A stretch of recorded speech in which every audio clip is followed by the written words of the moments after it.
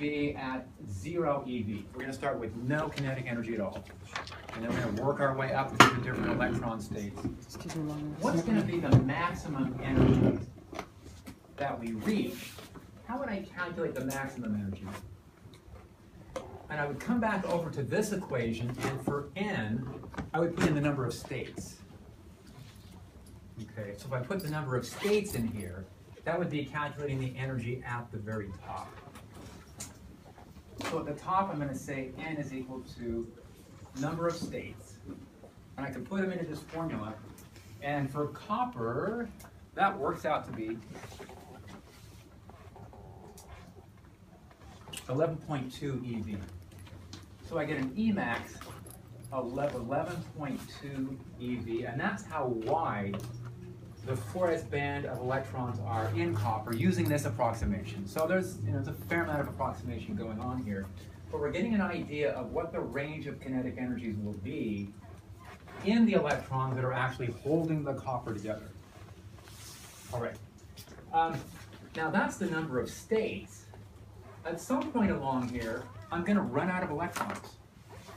I'm going to run out of electrons before I fill all the states because why? Because I have twice as many states as I do electrons.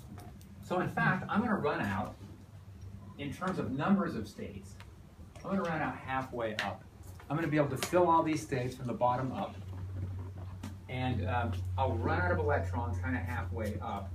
And what we call this energy is the Fermi energy, after Enrico Fermi. So the Fermi energy is the energy we get to when we've run out of electrons, and that says that pretty much below the Fermi energy, we're going to have electrons. These states are going to be filled. So if we go right to absolute zero, what does absolute zero mean in terms of molecular energies? Zero. Doesn't mean no energy, right? Absolute zero means what? No vibration. Everything's in the lowest possible quantum state. Everything has dropped into the lowest available quantum state. Now, for an electron, would that mean everybody dropping down into state number 1? Can everybody drop into state number 1? No, it's not allowed. It's a spin-half particle, and you can't have two of the same particles in that state. So everybody's got to have their own state. So, you can get individual electrons dropping to the lowest state, but the others are going to have to take what's still available. So if we take the temperature as low as possible, absolute zero for this would mean all the electrons are stacked up, everything's filled below the Fermi energy. What happens if we get above the Fermi energy?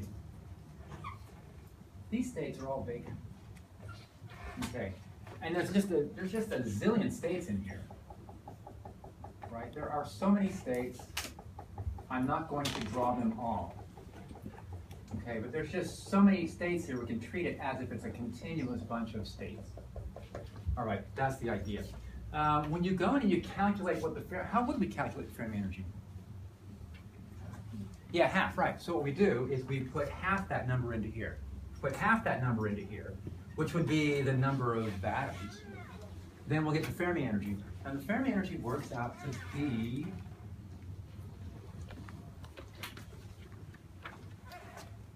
7.1. Now, why isn't the Fermi energy halfway between 0 and the maximum energy? Because there's not uniform spacing between the energy states. Energy states are not uniformly spaced. They actually get denser as we get up towards the top. The density of states goes up. So there's just as many states between 7.1 and 11.2 eV as there are between 0 and 7.1. But that's the idea of kind of mapping this out. You guys are going to... One last thing I guess we want to look at. You'll have some homework problems on this. We'll look at them on Tuesday. One last thing is I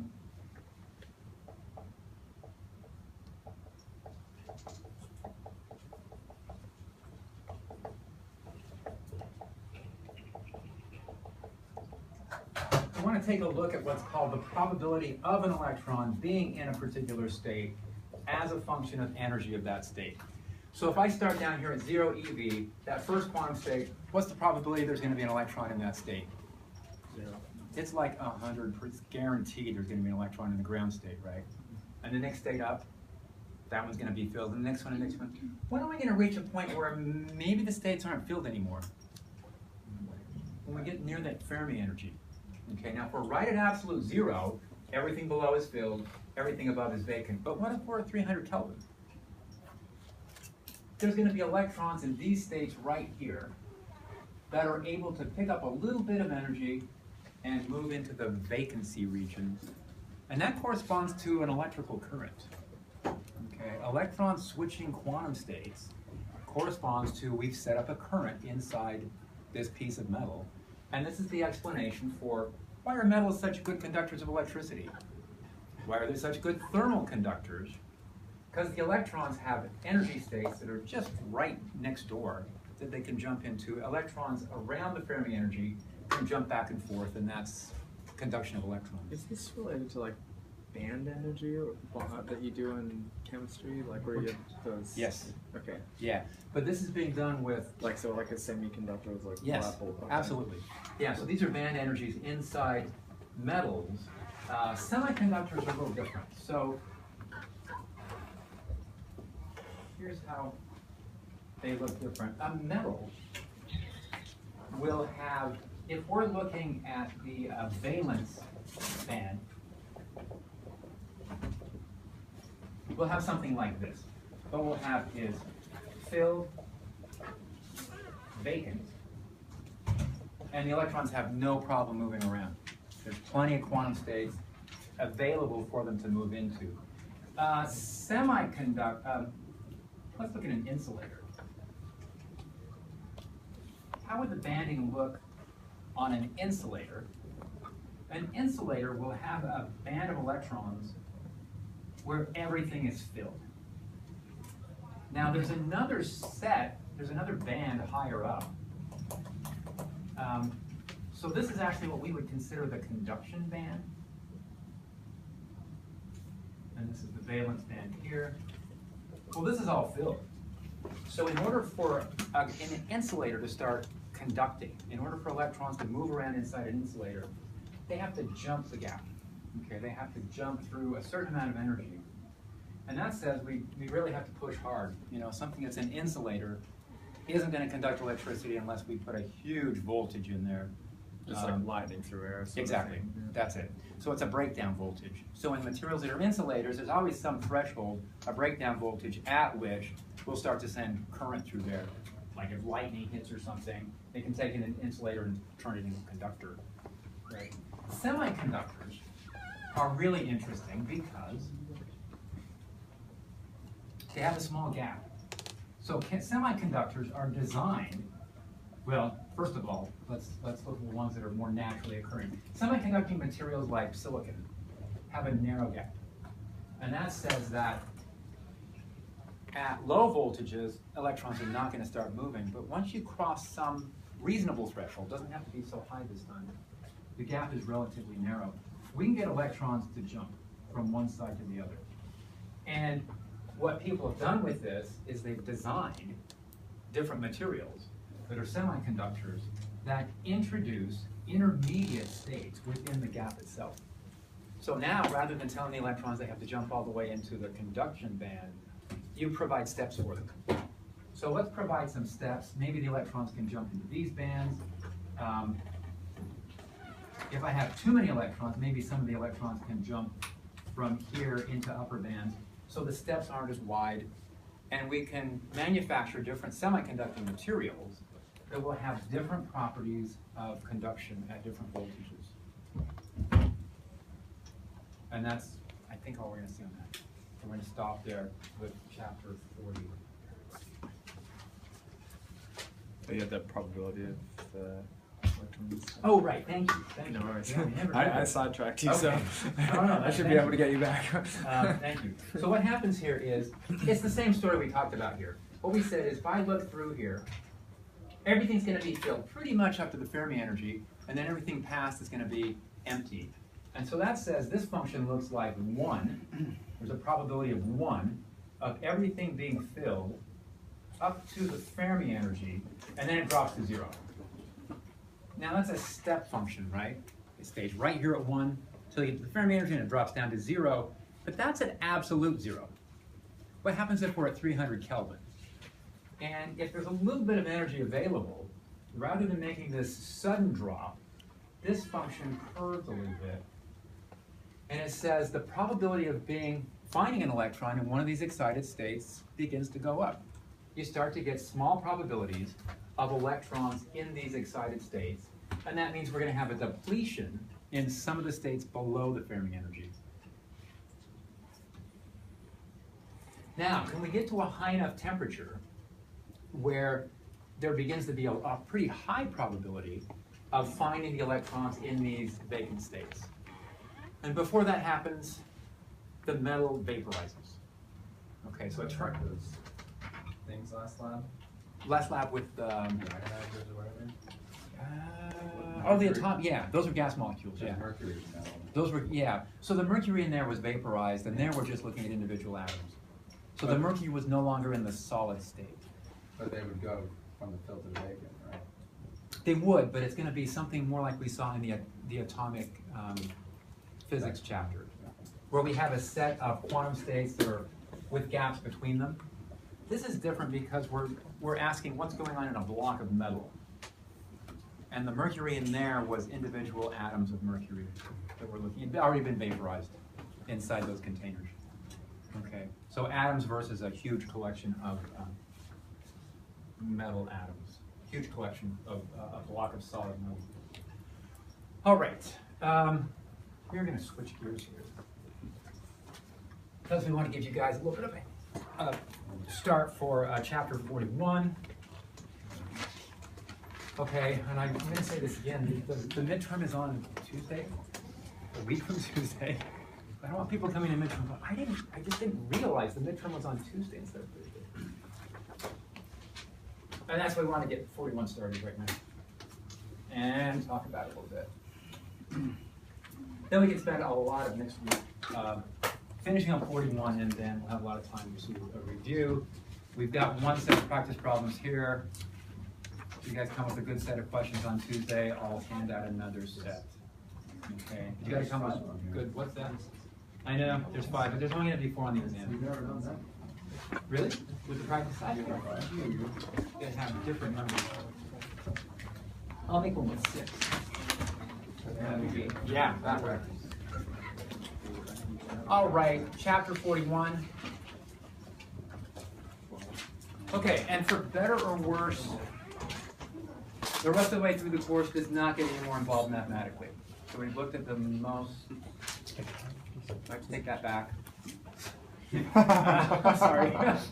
No, it does not. It does not get any more involved in that. I was just picking on one topic. It's not.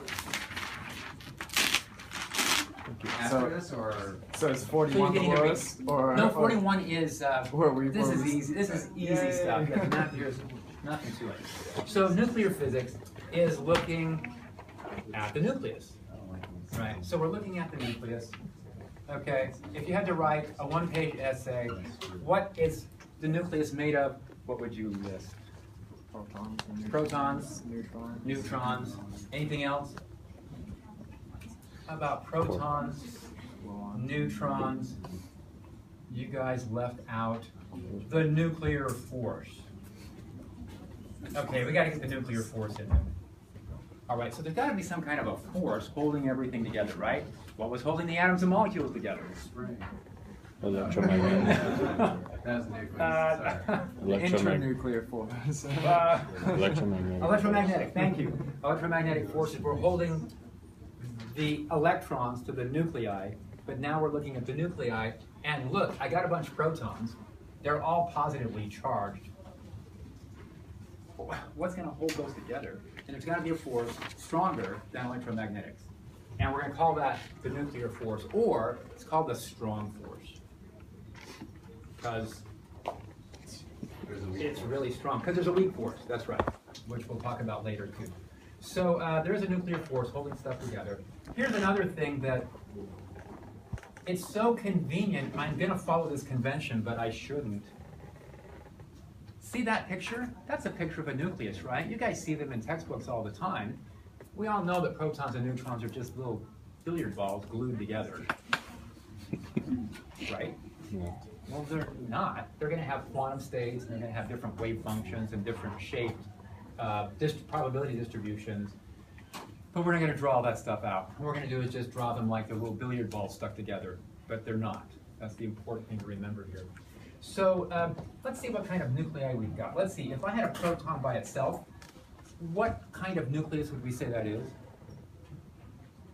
That would be hydrogen, yeah. And what we would write is we would write hydrogen 1, 1. That's a lot of notation for one proton. So it's an example of hydrogen. And what's that number mean? What's that number mean? Let's do a quick comparison. If I had a nucleus that consisted of a proton and a neutron held together with the nuclear force in a bound state, how would I classify that? Which element would that be? Hydrogen. That would be hydrogen, because why? It's got one. It's still one proton. How are the chemical properties here going to compare with the chemical properties here? Or the same. Yeah, one, yeah. In this case, the same. Now there is one difference that shows up. It's an inertial difference. So in kinematics, for example, this will be more sluggish in reaction rates, and this will be faster. Right? But other than that, they form the same compounds. Can I make water using this? Yep. Sure. Okay. And then there's a third version of hydrogen that has two neutrons attached. 2-1. That's the 2-1. Yeah. Yeah. So 3 versions of hydrogen. They're all hydrogen because there's one proton in each. What's the number at the top keeping track of? It's counting The total number of protons and neutrons. Yes, total number of protons and neutrons. So let's get some numbers.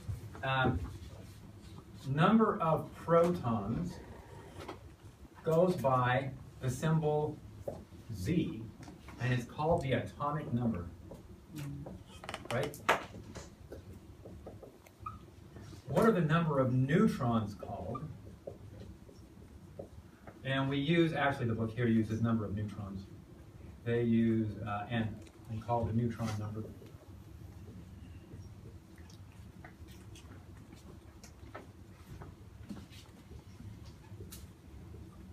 What happens when I add Z and N? Z plus N equals, yeah, what's called the mass number, exactly. This is called the mass number. And the mass number is counting the number of nucleons. So this is going to be important for us when we're talking about the nucleus. We want to be able to count how many nucleons are present. How many nucleons do we have here? 1. How many nucleons here? 2. How many nucleons here? 3. So it's a category that includes protons and neutrons. We just count how many of each. Now why, and what's the symbol we use for the nucleon number? A. You just have to kind of remember them. Okay, there's no good pattern here. So this is our mass number, and this is the atomic number here. And why does this work as the mass number? And it works because protons and neutrons have almost the same mass. So if I look at electrons, protons, and neutrons, and I write down what their masses are, in kilograms, you know, it's 9.11, 1.673, 1.675. These are numbers that we have used. So if I do the mass in kilograms, that's what they look like. What if we move on to atomic mass units? Because that's mostly what we're going to be working in terms of in these chapters, atomic mass units. In atomic mass units, protons have a mass of 1.0072765 atomic mass units. And the neutrons are 1.0086649 atomic mass units. And the electrons are at 0.0005486 atomic mass units. How many of you for 3 semesters have wanted to use 6, 7, 8 significant figures in all your answers? Always. Right? This is your chapter. This is your topic. Here you're required to use 6 or 7 or 8 significant figures in order to do the calculations. And we'll see where that shows up. We have to have a lot of precision in the numbers to calculate, the numbers that we're after.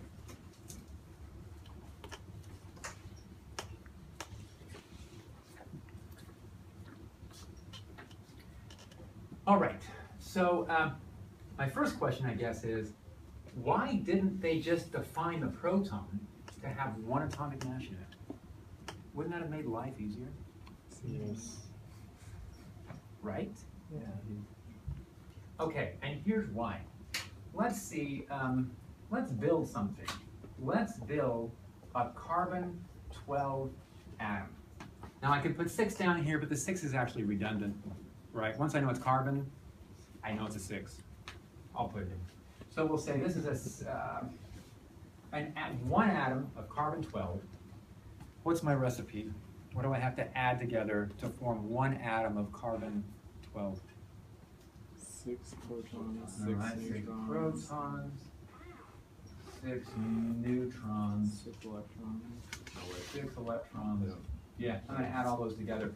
Now, we mentioned this on Tuesday, but what's the mass of one carbon-12 atom?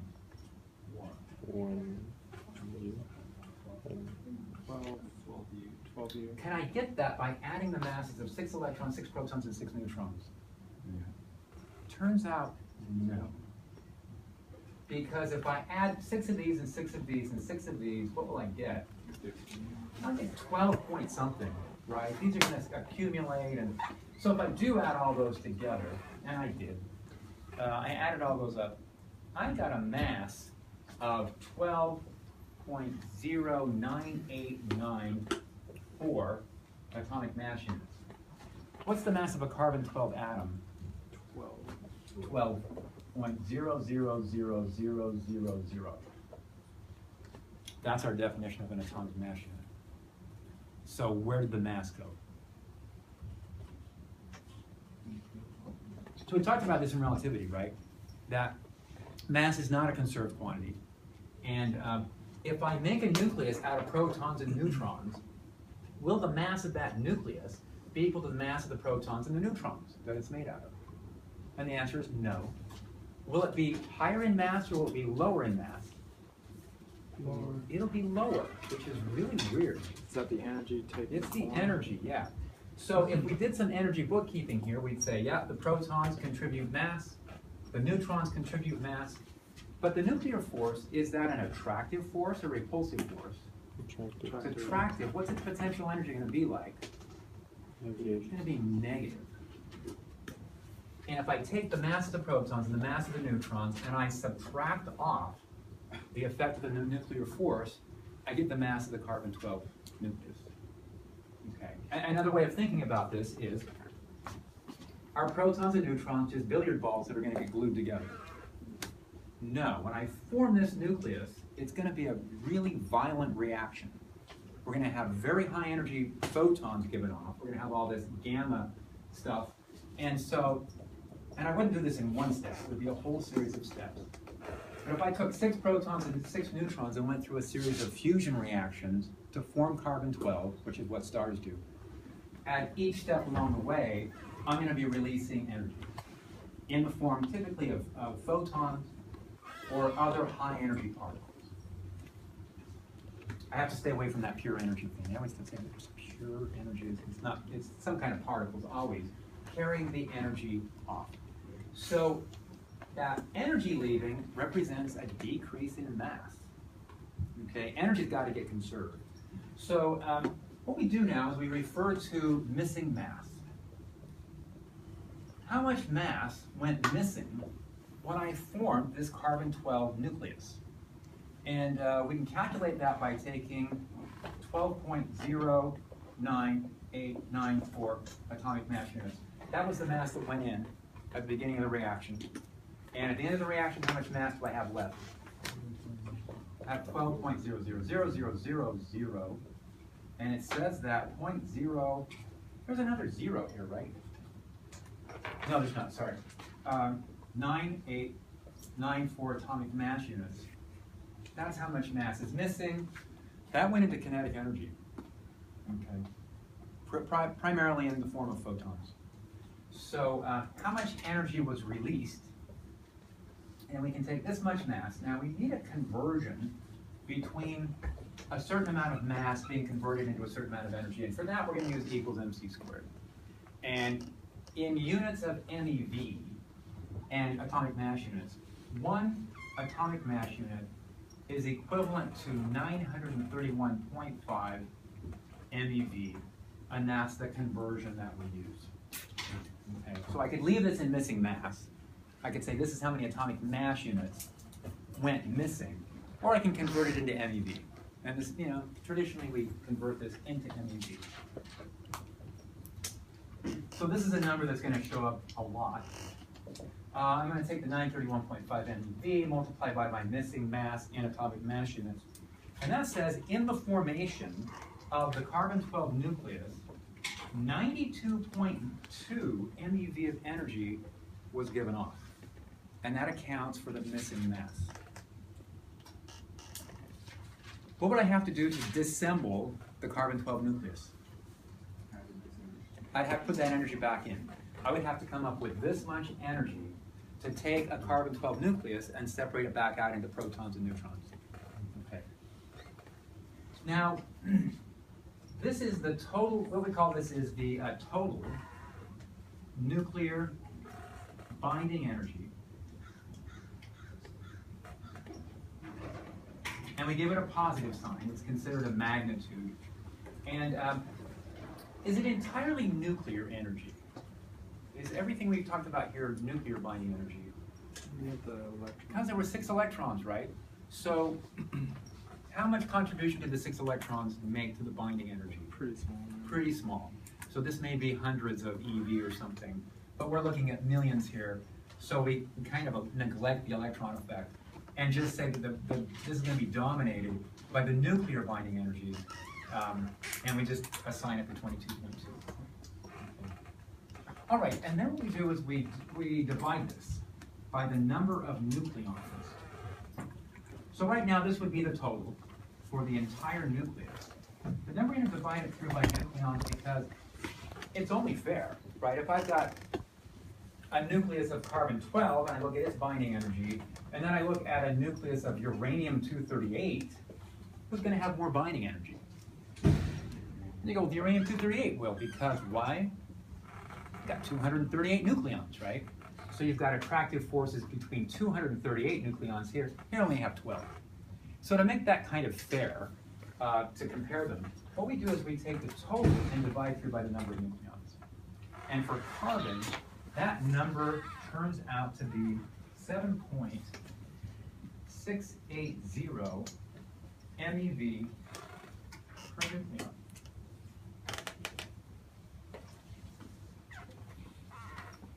So once we look at that division, once we say how much energy per nucleon did we get when we assembled this nucleus, the numbers all through the periodic table are very similar.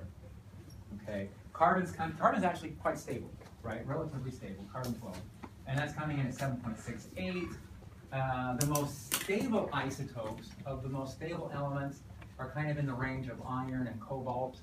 They have some very high binding energies per nucleon, and those go up to about 8.8, something like that. So I don't think there's anything past 9. And then it begins to drop off to the rest of the periodic table. But things like uranium still have binding energies in 7, 8, something like that. It doesn't vary a lot, but it does vary through the periodic table. So some nuclei are just more stable than others. Okay. So the lower the binding energy, the more stable? No, the higher the binding energy, the more stable. So the binding energy is saying how much energy would be required to take this apart. So a higher binding energy would be more stable. All right.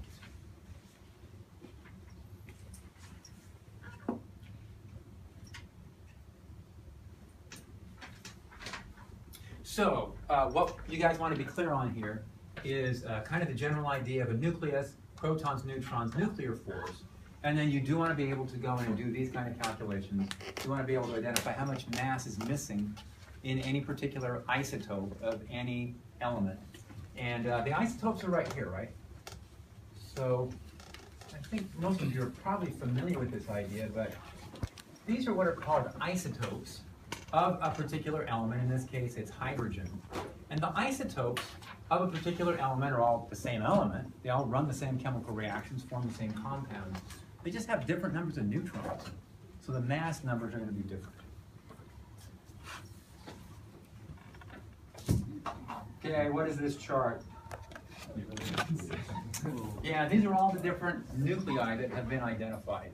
And they're classified in terms of how many protons and how many neutrons. And if you look at the vertical axis here, the vertical axis is Z. So the plot actually starts right here. Here's the origin. These are the isotopes of hydrogen. All the isotopes of hydrogen have how many protons? One. One. And here are the three we talked about. Hydrogen 1, hydrogen 2, hydrogen 3. When we go in this direction, what's N keeping track of? Neutron. Number of neutrons. So that should work. So the right? highlighted ones, are they the band of stability? Yes, exactly. So the gray ones are naturally occurring isotopes that are stable. So the gray ones are stable. How many of the known isotopes are actually stable? And why is that? Let's ask this. If we went back 100 years, what would this chart look like? Most of it would be missing, because where have most of the nuclear or most of the radioactive isotopes been formed? In labs and nuclear weapons tests and processes. So yeah, if you went like 100 years, there would be very few of these radioactive isotopes off the gray sequence. Okay, but now there's like a lot, right? And people have spent a lot of time analyzing all this sort of stuff. Let's pick something a little extreme here. Here is tin. You guys have heard of tin, right? How many isotopes of tin have been identified?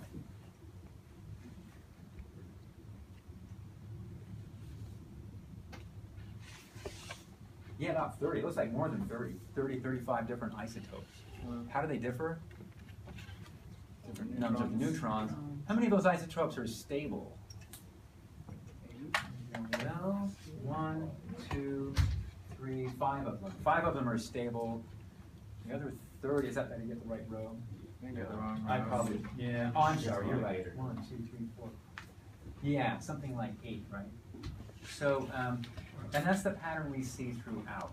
And so you can see that there is kind of a ratio of protons to neutrons that's stable.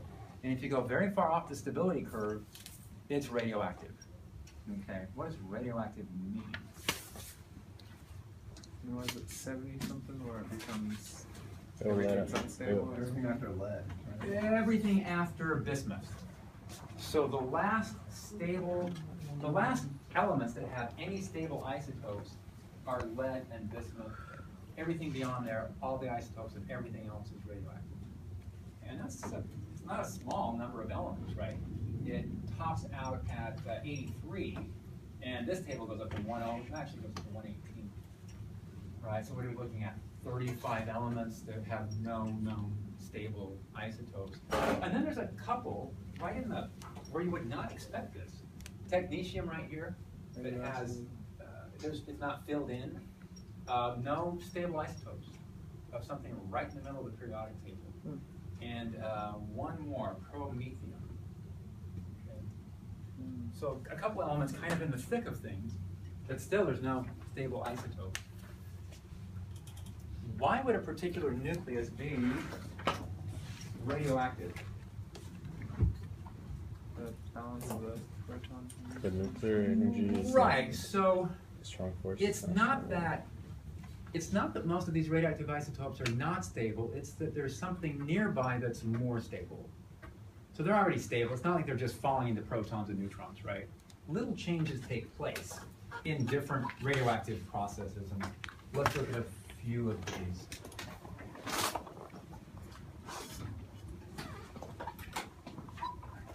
The most common radioactive decay processes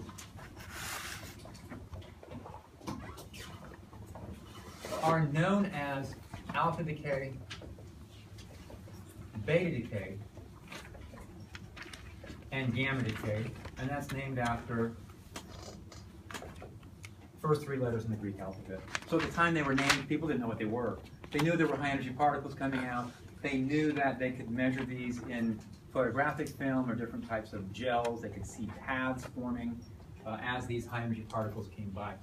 Now we have a pretty good idea of what's going on in each of these reactions. We can start looking at alpha decay.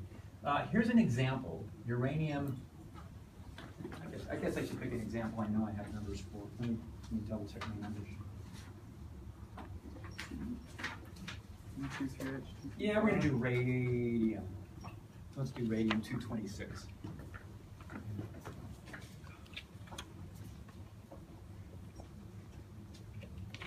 Okay, radium-226, like all the other isotopes of radium, is radioactive. This undergoes alpha decay, and radium is element number 88. Now, in alpha decay, what separates from the rest of the nucleus is a little piece of helium-4. Helium-4 consists of what? 2 protons. 2 protons and 2 neutrons. Why helium-4? Why not just an individual neutron or individual proton? Helium's That's more more stable. stable. Helium's much more stable. It's got a binding energy of like 7. Yeah, it's Just a helium-4 by noble- itself. Yeah. So you very seldom see individual neutrons or protons coming out in a reaction. It's much more likely you'll see a small bundle, and the small bundle tends to be this alpha particle. So this is referred to as alpha, an alpha decay, and the helium nucleus that comes out is an alpha particle. If this is the case, what's going to be left once this nucleus loses a little piece of helium? Yeah, it's going to be radon. So, in fact, we can run the numbers here. 88 protons is now going to become 86. And the number of nucleons is going to drop from 226 to 222. How much missing mass will there be in this reaction? How do I calculate it? How do I calculate how much missing mass? Multiply it out by that. And the answer to this is Appendix F. Okay, this is your friend. What's in Appendix F? It's masses of all the different isotopes of the different elements. Can I do this calculation from the periodic table? No, because the periodic table is doing what? When I look at the mass of the element on the periodic table, it's averaging over the isotopes. And I can't average over the isotopes here. I need these specific isotopes. So you have to look in the appendix. I think it's Appendix F. It's better be because it's your friend, and it's mnemonic for that. Hopefully, didn't move it. Let's come with a different mnemonic. Because I did. Oh, yeah, that would be no. See, E is the differential form of Maxwell's equation. That's an And yeah, exactly. So no, that's not so bad either. Yes, there it is. Appendix F is your friend. Selected isotopes. And that's where you look this stuff up. So, or you go online, and you can look stuff up there.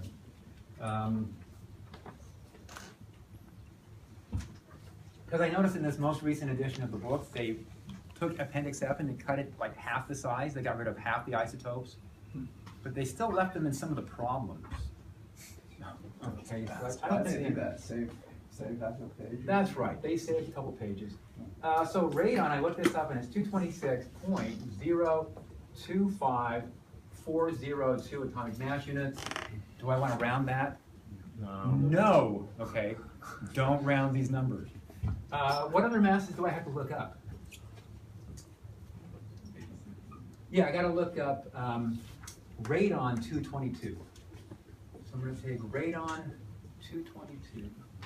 And when I look radon up, it comes in at 222.017571 atomic mass units. Okay, and then who else do I have to look up the mass for? Helium-4. Now this is a bit of a question here. Do I want to get helium-4 with the electrons or without? The alpha particle coming out, are the electrons attached? No. No, but are the electrons still in existence? Yeah. Yeah, they're going to be somewhere. So I have to like account for their mass. So I actually do, for the alpha particle, I want to use the mass of the helium-4 with the electrons attached. The electrons did not go out of existence. They're still around somewhere. So this is what, So when that particle's emitted, it's likely to like grab the electrons as it goes. no, it'll pick up electrons some other time. It is all of a sudden this helium chunk is just taking off at really high speeds, and it's not going to grab an electron along the way. But you know, in nature, electrons get shifted back and forth all the time, and it'll find an electron somewhere. So a lot of heavy elements undergo alpha decay: uranium, radium, radon, these sorts of isotopes. And where do we find helium anywhere? Anyway, where was helium first discovered? Ground. Where does the name helium come from? Heliosphere? It comes from Helios, which means the sun. It was found in the spectrum of the sun. People saw spectral lines in light coming from the sun that didn't match to any elements that they'd seen on Earth. And they said there must be some element there that's pretty common that we have not observed, and later on it was discovered on Earth. Where do we find helium here? In the ground. Yeah, in the ground, right? We don't find it in the atmosphere because why? It's too light. Yeah, it's so light that it goes to the top of the atmosphere, It gets and it's stripped moving. up. That's it. It's moving fast enough that when it reaches the top of the atmosphere, it has escape velocity, and it leaves. Okay. So helium actually So we're just comes out wasting from our the helium ground, which is away. coming from radioactive decay of predominantly things like uranium ore. That's where all the helium comes from? That's where helium all comes from. And we put it in kids' balloons, right? Oh, not so much anymore. You don't see those much these days. Some, yeah, not that's You used to maybe. see the balloon maybe floating possible, off all but- the time. They were like worried that they were gonna run out for a while. Yeah, Why? that's right. There was like a, when the helium's gone, it's, well, we can make helium from what? We could make it from fusing Hydrogen. hydrogen, but we don't do that very efficiently so far. So anyway, we do fill kids' balloons with radioactive decay particles. Right. It's just a good thing to know, Lockheed right? Martin might be able to help those kids soon. What's that? Lockheed Martin might be able to help the That's kids right. soon. So, you know, when you see a parent with their little kids with the helium balloon, go, oh, that's filled with all those radioactive decay particles, right? And they're perfectly safe, right? Because why? Electrons. They slowed down, right? They picked up some electrons, and these things are dangerous because they why? became contaminants. They're going really fast. So they can come out, we'll see the numbers here. So I guess we should go into the calculation. They come out with huge amounts of energy. So what I want to do is start with the mass I started with, which was the radium. And then I want to subtract off the masses of what comes out. And this was 4.002602. And then I'm ready to do missing mass. What's that going to be given by? This, minus this, minus this. Missing mass. I know it sounds kind of silly, but you need to find another name for that. So I ended up with a missing, it's called Q. So the Q in this reaction is going to be equal to 0.005228 atomic mass units, and there you go, mass is not conserved, right? This much mass disappeared, converted into kinetic energy. How much energy would that be? And that works out to be 4.87 million electron volts. Sounds dangerous to me because why? What's next? What's a typical bond? What's a typical bond energy for your molecules? Not that high. 5 or 10 EV. So you got 5 or 10 EV holding your molecules together, and a particle with 4.87 million EV flies by. How many chemical bonds can it take out? A lot. A lot. Okay, one particle can take out a bunch of chemical bonds. What's the energy of an X-ray again? X-rays could be in that range. Yeah, X-rays is more, gammas are kind of the highest, gammas and X-rays are the highest energy photons. X-ray usually is used if we've generated them in some kind of an X-ray generating machine. Okay. So they could be that high, X-rays could be that high. Yeah, so that's a significant amount of kinetic energy coming out, right? Who gets that kinetic energy? the alpha. Does the alpha get 100%? Proton when it comes out? Yeah, we don't get a photon in this. So in this reaction, we just get the helium, we just get the radon. And It's likely that most would go to the alpha though because of the mass of it versus Exactly. the mass of the radon. yeah, that's right. So if we go back and use our formulas from relativity, how much of the kinetic energy would go helium, how much of the kinetic energy would go with the radon? We can go through and calculate this as Q m naught minus m1 plus m. We can put the masses in. And for this, it worked out that the helium gets 0.9823 of the available kinetic energy. So the helium's getting better than 98% of the kinetic energy, and the radon's getting less than 2%. So m0 minus m1 plus m2 in parentheses. Yeah, and that's assuming this is particle 1. And if we count radon as particle number 2, this is going to be Q m0 minus m2 plus m1 over 2 m0. All right.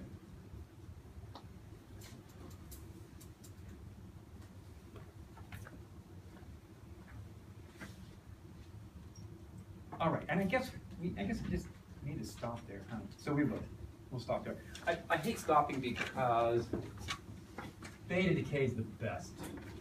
Okay. Alpha decay, okay, it's kind of interesting doing that, but beta decay has got some really interesting examples, and we'll look at those on Tuesday. So, and I'll be around for the next hour or two if you guys have any questions, you need to drop off any lab